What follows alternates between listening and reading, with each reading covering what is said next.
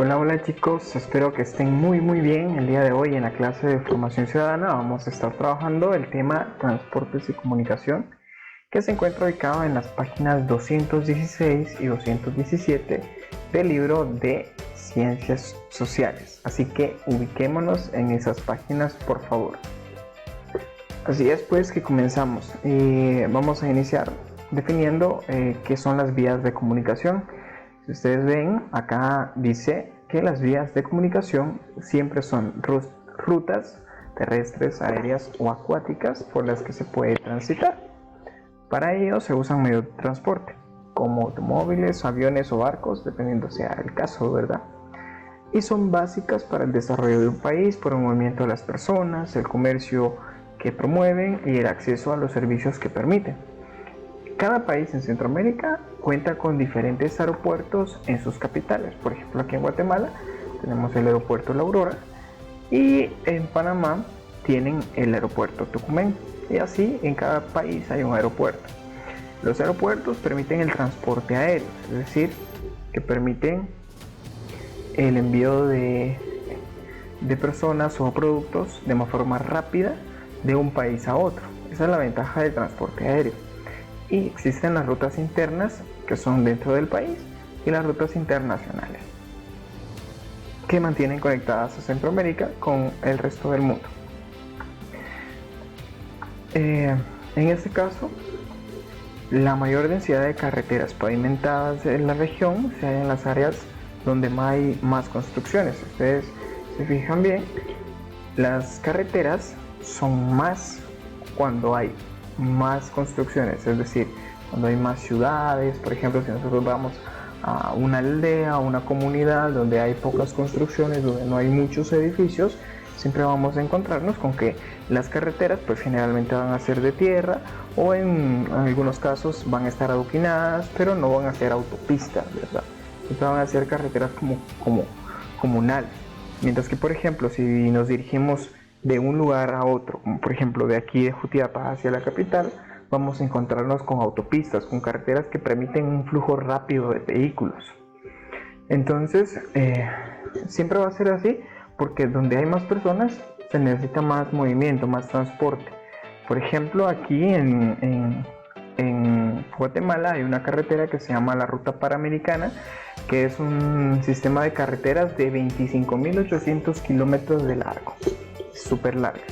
Y en Centroamérica comienza desde México, en la frontera de México con Guatemala, y llega hasta Darién en Panamá. Por eso se llama la Ruta Panamericana, porque atraviesa todos los países centroamericanos y conecta a las ciudades de Centroamérica, con excepción de Belmopan en Belice y Tegucigalpa en Honduras. Son las únicas dos ciudades que la Ruta Panamericana no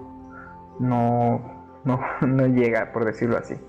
Entonces, por ejemplo, acá tenemos la CA1, así es como se conoce. Si ustedes buscan en un dispositivo GPS, todo lo que diga CA1 es la carretera centroamericana, panamericana, perdón, y atraviesa toda América, pasando por 13 países. ¿Ya? Esa es la Ruta Panamericana. Entonces, aquí, para estar más informados, antes de que existieran los vehículos como los hay hoy en día, existía el tren, y era el medio de transporte más utilizado en la región hace un siglo, es decir, hace 100 años, perdón.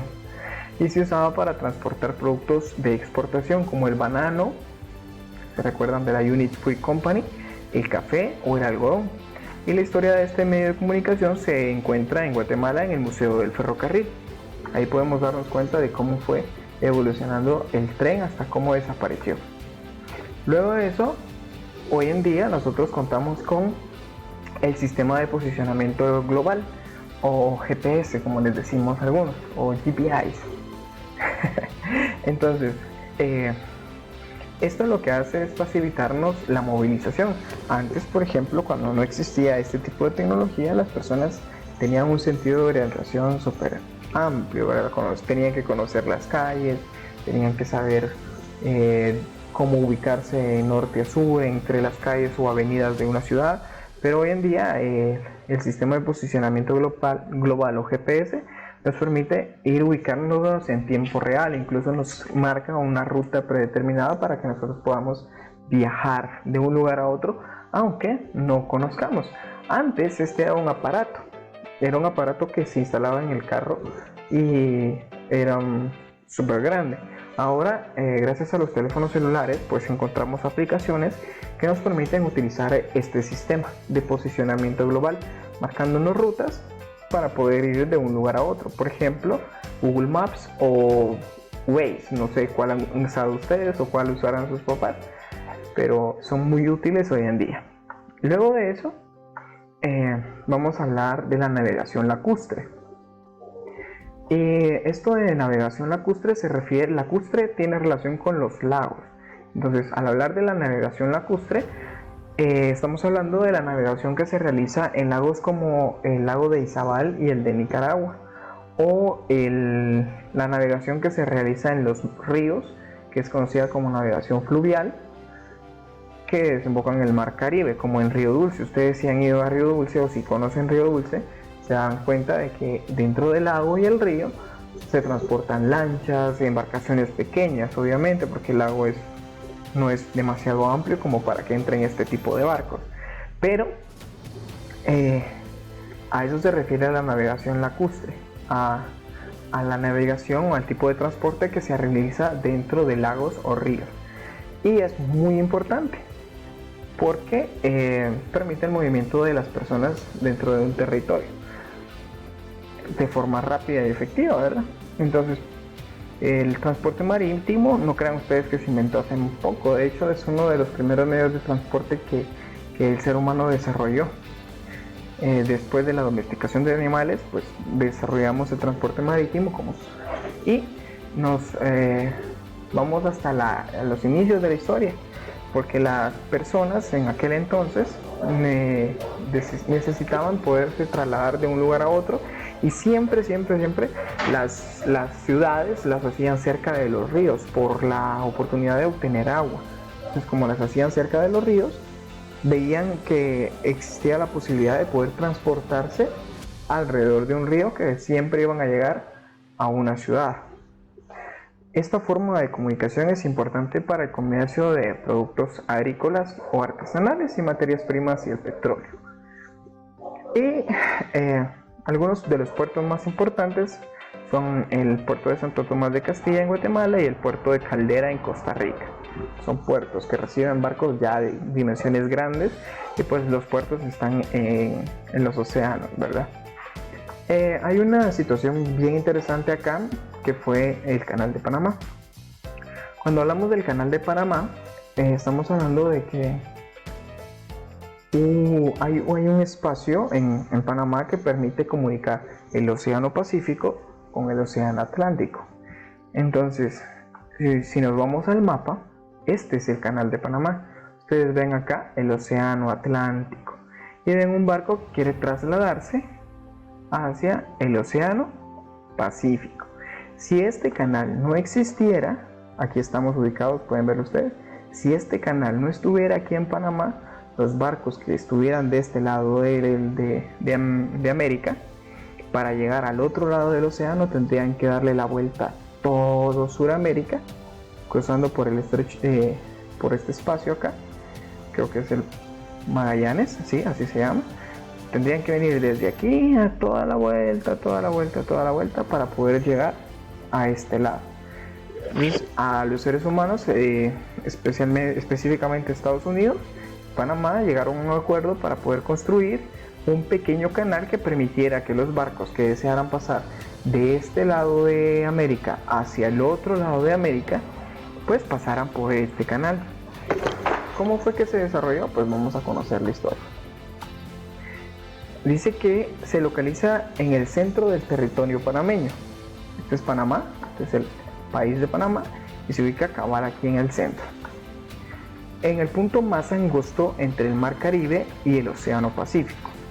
Tiene aproximadamente 80 kilómetros de largo y fue dragado en la parte más baja de la cordillera central de ese país. Es la principal vía de comunicación interoceánica en el continente americano. Porque por lo que les estaba explicando anteriormente, ¿verdad? Y sirve para el transporte de pasajeros y mercancías.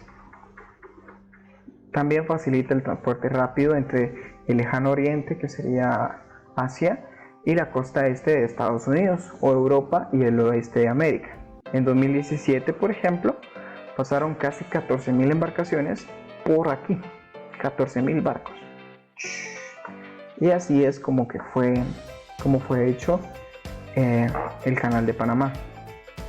Ahora bien, chicos, después de que ya hemos leído esta parte acá, lo que vamos a hacer es un foro. El foro está ubicado en la clase de formación ciudadana, así que dirijámonos al foro y vamos a empezar a trabajar. Ahí van a encontrar 5 preguntas que van a poder responder una vez que hayan terminado de leer estas 2 páginas. Así que es momento de que pausen el video y pues resuelvan el foro. Cuando terminen de resolverlo, regresen al video y pues comenzamos con las siguientes actividades. Hola, qué bueno tenerlos de vuelta. Yo sé que ya terminaron el foro, entonces vamos a continuar con las actividades de la página 218 y 19. Así que estas son las últimas. Les voy a explicar qué es lo que tienen que hacer y pues lo trabajan de acuerdo a lo que vean en esta siguiente parte. En la actividad 27, la indicación es que van a preguntarle a una persona mayor cómo se realizaban en su época las actividades y van a pensar en cómo se realizan hoy en día. O sea que aquí vamos a escribir cómo hacían las personas antes para poder comunicarse. Por ejemplo, con las personas que vivían en otros países. ¿Qué se tenía que hacer antes para poder hablar con una persona que estaba en Estados Unidos? Y ahora, ¿cómo se hace? Entonces, lo mismo para transportarse. Por ejemplo, antes, ¿cómo era para irse, por ejemplo, de Jutiapa a la capital? Hace mucho tiempo. Y ahora, ¿cómo se puede hacer? Cada cuánto pasaba un carro por un lugar, qué sé yo. Ustedes averigüen cómo era la forma de transportarse hace mucho tiempo y cómo es hoy en día. Para hacer las tareas también, por ejemplo, cómo sus papás o sus abuelos hacían las tareas que los teachers les dejaban y cómo ustedes las hacen hoy en día. Pregúntenles a ellos y aquí escriben las 2 partes. Cómo era antes y cómo es hoy en día. Estas siguientes 2 no las vamos a realizar, ¿ya? Como yo un adulto busca en internet fotografías de objetos, esto no. Tampoco esto que esté acá. Luego en la actividad 28 dice que piensen en las ventajas y desventajas del uso de los medios de comunicación y transporte antes y los de ahora. ¿Qué ventajas tenían los transportes de antes y qué ventajas tienen los transportes de hoy? ¿Ya?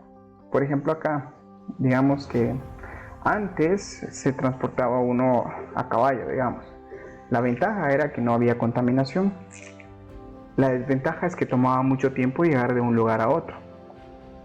¿Me explico? O por ejemplo, antes para ir a la capital existía solamente un par de buses y había que tener el horario claro para poder viajar a la capital. Y ahora pues hay buses cada media hora o cada hora para poder viajar a la capital. Esas son ventajas y desventajas. Ustedes saben cuáles anotan ahí. Luego en la actividad 29 hay que leer el texto que está aquí en amarillo y luego responder de forma personal. ¿Qué medio de transporte utilizan con más frecuencia y por qué lo usan? Y que pensemos en medios de transporte que no requieran combustible para funcionar y cuál usarían ustedes para poder transportarse de un lugar a otro. Y por último, aquí vamos a leer el texto que está marcado en verde y luego de eso vamos a subrayar qué impactos negativos tiene la construcción de carreteras. Pueden pedir ayuda a un adulto, pueden buscarlo en Google o pueden hacerlo como ustedes lo deseen. Entonces eso sería todo, chicos. Espero que estén muy bien y terminamos la clase. Bendiciones.